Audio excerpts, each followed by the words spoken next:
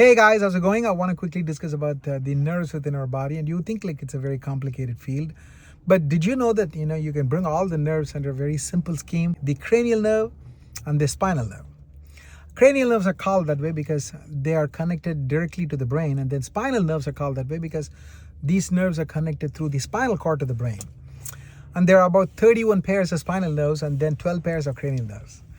As you can imagine, a nerve ought to be able to carry information from the brain to the peripheral muscles so that you can contract your muscles, and also carry information from the periphery, like your skin, back to the brain so that you can feel your body. So most of the nerves within our body, they are mixed nerves, which means they carry both from and to the brain, nerve fibers. Okay, but some of them are just purely sensory and some of them are purely motor within the cranial nerves.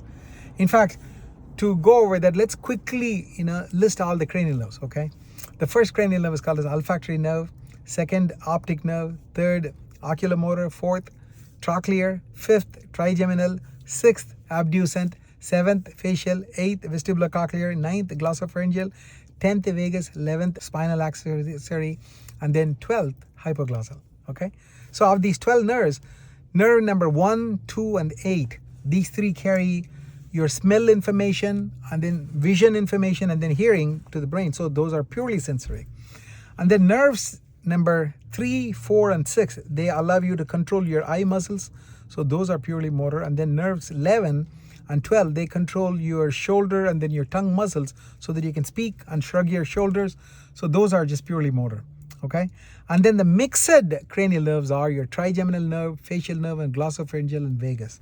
Okay, trigeminal nerve help you feel your face, but it also helps you chew. And then facial nerves, it helps you animate your facial muscles, but it also helps you feel sense of taste from the front of your tongue. And then glossopharyngeal nerve helps you feel the taste from the back of your tongue, but it also helps you swallow. And then vagus nerve, it helps you swallow and speak, but it also helps you feel the sense of taste from the back of your throat. Isn't it amazing how all these work? They say that the brain has got like 80 or 90 billions of neurons. Can you believe that? 80 or 90 billions. And then finally it all just becomes these 43 pairs of nerves. 12 of them cranial nerves, 31 of them spinal nerves, and then it supplies the entire body. And then it carries information from the entire body back to the brain. Amazing, isn't it?